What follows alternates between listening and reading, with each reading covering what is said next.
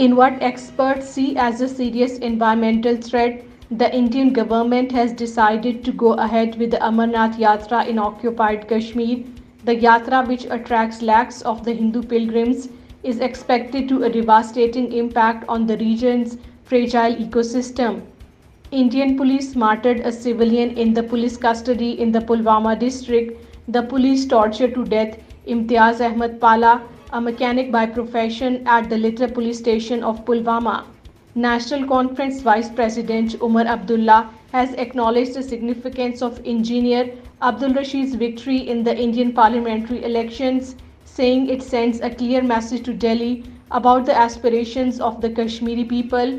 Engineer Rashid, who championed the cause of a referendum to determine the political future of Jammu and Kashmir, won despite being imprisoned, with his son Abrar Rashid leading a spirited campaign.